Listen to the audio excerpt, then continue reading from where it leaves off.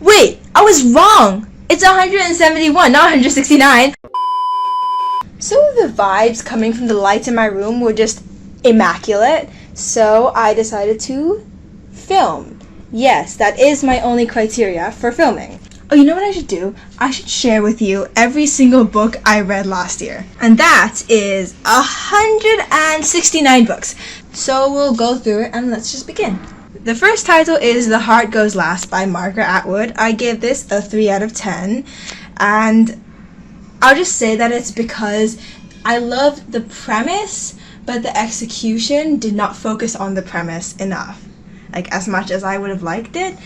And there's some questionable things in there, so we'll just leave it at that. Second title is The Fault in Our Stars by John Green. I gave it a 7.5 out of 10, and my comment is just, this is too sad. It was really sad. It's a really sad book. It's about 2 cancer patients falling in love, and of course it's going to be sad. What was I expecting? Okay, the third book, I DNF'd. It's called The Taking of Annie Thorne by C.J. Tudor. I DNF'd it because the author did too good of a job. It was too scary for me, but if you like horror, then good for you. Books number 4 to 6 were the Young Elise Trilogy, and I've talked so much about it, just like, watch my review. It's by Marie Lu, and I gave all 3 books a 9 out of 10.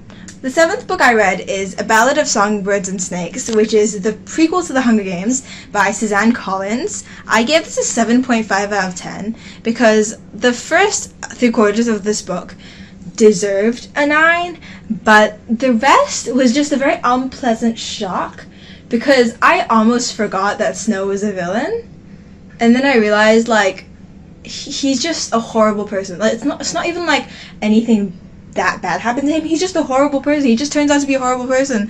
I mean, I knew it was a prequel when I read it, and I should have known where it was going, but it was still a shock. I really wish it would have been changed. The 8th book I started reading is An Abundance of Catherines by John Green. I read this because I liked The Fault in Our Stars, but I DNF'd it because it was kind of adult. Not my style. Books 9 through 11 were the Renegades Trilogy. Again, talked a lot about it. I love it. It's by Marissa Mayer, and I give the first 2 books a 9 out of 10 and the third book an 8 out of 10.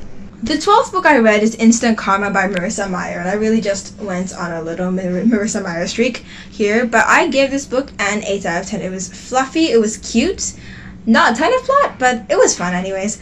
Next book I read was also a Marissa Mayer book. It's Heartless, and I gave this one a 9 out of 10, but I think that's changed since. All I can say is major character death, but I liked it. Number 14 is Looking for Alaska by John Green. I gave him another chance, but I don't think he's bad. I think it's just not my genre.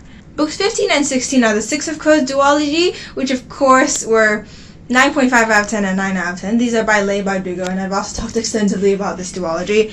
And then, books 17 and 18 are the sequel series, King of Scars. I gave both these books, 8.5 out of 10. Then books 19 through 21 were the Shadow and Bone Trilogy by Leigh Bardugo, which I gave a 7, 7, and 6.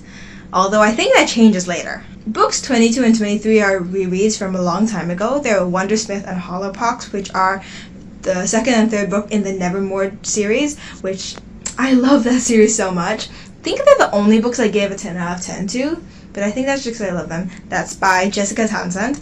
24 on my list, Crazy Rich Asians by Kevin Kwan. Gave that a 6 out of 10. I liked the movie better.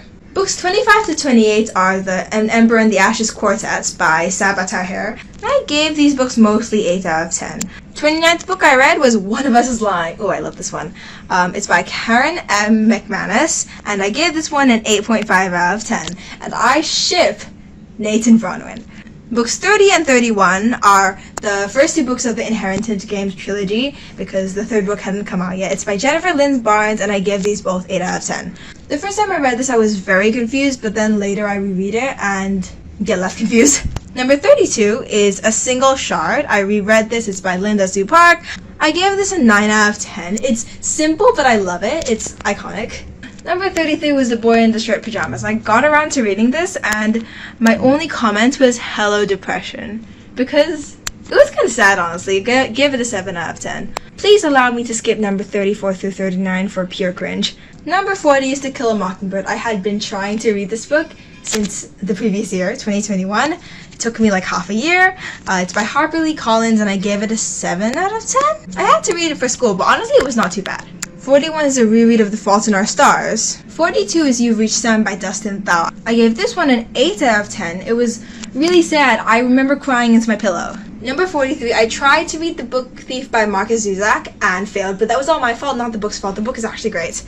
Number 44 through 49 is the Miss Peregrine's Home for Peculiar Children series by Ransom Riggs. I give this entire thing between 8 out of 10 and 7 out of 10. And I have so many comments here. It's quite funny. But I think one consensus I've come to is that these books are so much better than the movie adaptation. Number 50 is Clara and the Sun by Kazuo Ishiguro. I borrowed this from a family friend. I gave this a 7 out of 10. It's about AI and I actually really like it. Again, please allow me to skip numbers 51 through 62 because of pure cringe. Except number 57, which is Pride and Prejudice by Jane Austen, which I love. I give an 8 out of 10, and Mr. Bennet is iconic. I love how I have a comment that says, why does everyone just get engaged in the end? Number 63 to 65 was me rereading Renegade. Number 66 to 69 was me rereading An Emperor in the Ashes. Number 70 through 73 is The Legend series by Marie Lu. I give this between 8 and 7 out of 10. It was pretty fun. It was recommended to me by a friend. Thank you so much. Number 74 is Beautiful World, Where Are You by Sally Rooney. I gave it a 7 out of 10. I'm surprised that I actually liked it. You know, there's just something about reading about people's lives. Number 75 is See You Yesterday by Rachel Lynn Solomon, and it's an interesting take on the Groundhog Day idea where someone repeats the same day over and over again, and it was pretty cute. I give it an 8 out of 10. It was kind of plotless, but whatever. It's a romance. Number 76, I read It Ends With Us, and 6 out of 10. Number 77 to 79, I read The Summer I Turned Pretty Trilogy, and you can see in my comments that I was just getting more and more annoyed at it. So the first one I gave 6 out of 10, and I said the TV show is better. Then the second one I gave a 4 out of 10, and let me just start reading this to you. Featuring whiny, annoying, self-centered Belly and her terrible decision-making, she wields the power to hurt the people around her like a weapon, as if it's a way for her to prove herself. And then, somehow book 3 gets even worse. 2.5 out of 10. Jeremiah is a completely different person in this one. What? You can't just change his entire personality to fit the romance. Oh, sorry, this was by Jenny Han, by the way. Numbers 80 to 82, I read the To All the Boys I've Loved Before series and liked it much better. It's also by Jenny Han. I give this one 7 out of 10, 7.5 out of 10, 7 out of 10. It was cute. And better than The Summer I Turned Pretty. Numbers 83 and 84, I reread the Inheritance games and I understood it, finally. Number 85 is 6 Months Later by Natalie D. Richards. I give it a 7 out of 10. It's a psychological thriller and I quite enjoyed it, and I think it started me into this genre.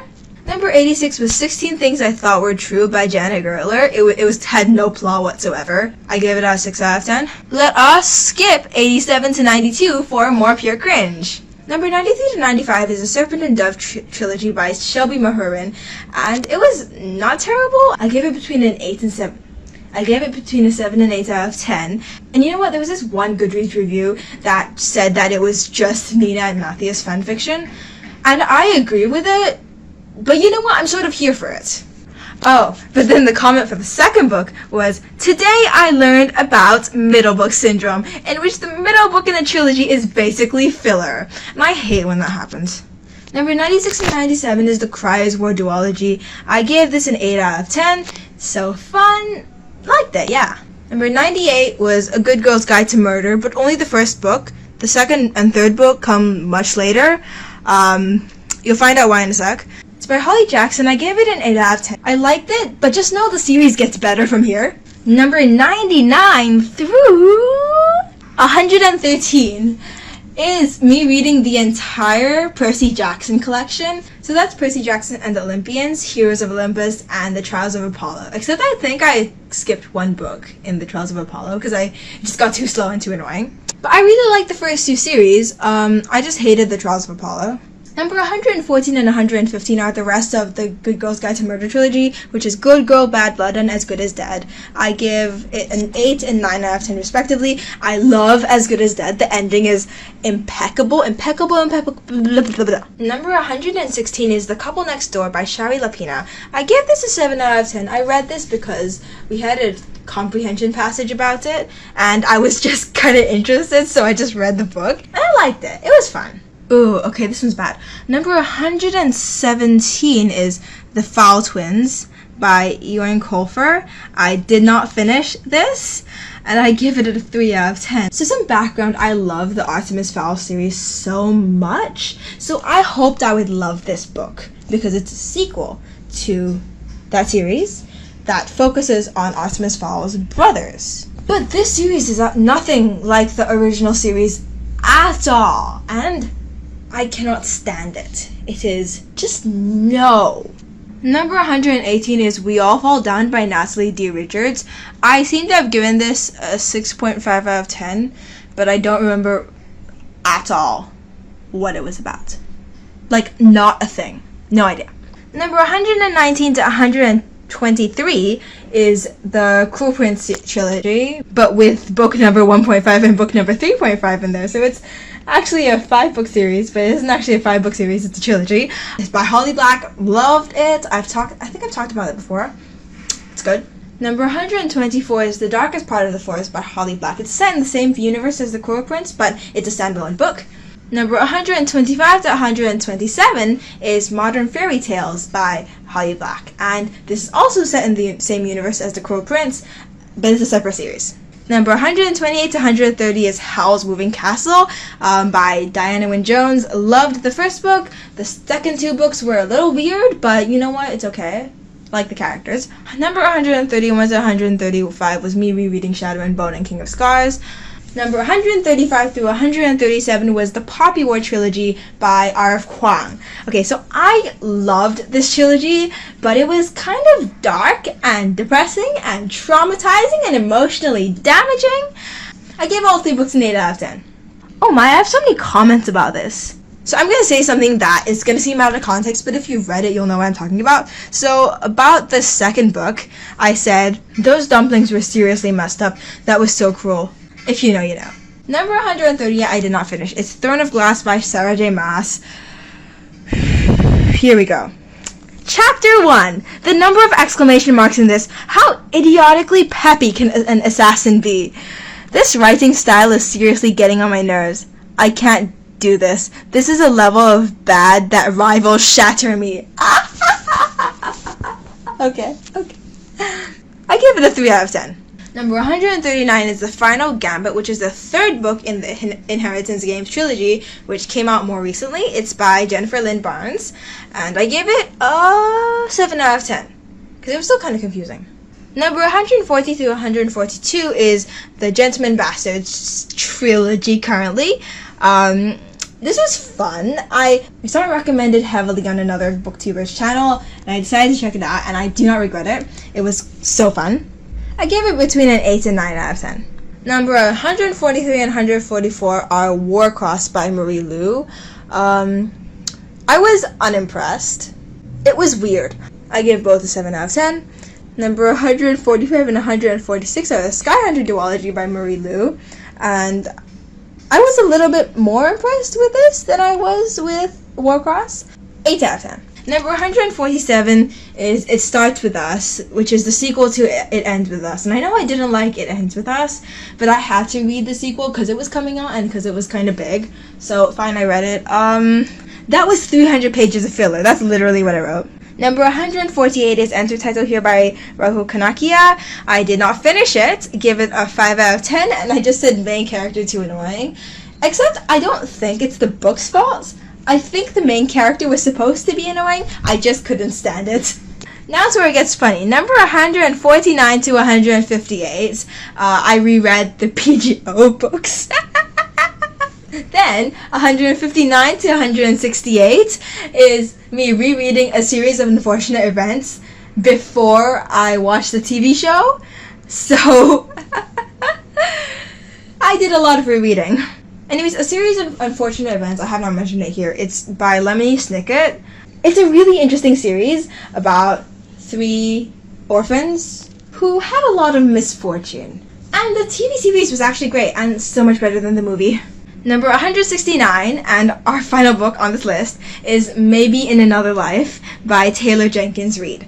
So I gave this a 6.5 out of 10. I liked the writing style, but the plot was underwhelming. Cute, but underwhelming. So it's a romance. I feel like that's what I think about most romances, but this one, not much happened? Wait, I was wrong! It's 171, not 169. Okay, fine. Okay, number 170 is We Were Liars by E. Lockhart. I gave it an 8 out of 10. I love it. The plot twist, great, yes. Yes. It read like a psychological thriller, which probably contributed to me liking it. Number 171 is A Magic Steeped in Poison by Judy Lin. I give this an 8 out of 10. I love fantasy, magic, and it's talking about tea, and it's a new concept of fantasy, which is pretty interesting, so I definitely recommend you check it out. I know we're already in 2023, but I haven't finished the second book yet, so I'm gonna finish it soon, and I'm excited. And those are the 171 books I read in 2022. Yes, we're done. You did not hear all of them because I cut out a bit of cringe, but it's okay. But anyways, the sun is receding behind the buildings, and hence this video is coming to a close. I want to be able to list out all the books I've mentioned in the description below, but I don't think I'll have the bandwidth to, so maybe I'll just put a list somewhere, and if you're interested in any of the books, just check them out. I hate to be that kind of person, but if you've made it this far in the video, comment down below your favorite book that you've read in 2022. Anyway, so that's it. Thanks for watching, and I'll see you in the next one. Stop this. Goodbye. Goodbye, everybody. I've got to go. Gotta leave you all behind and face the truth. I can't say.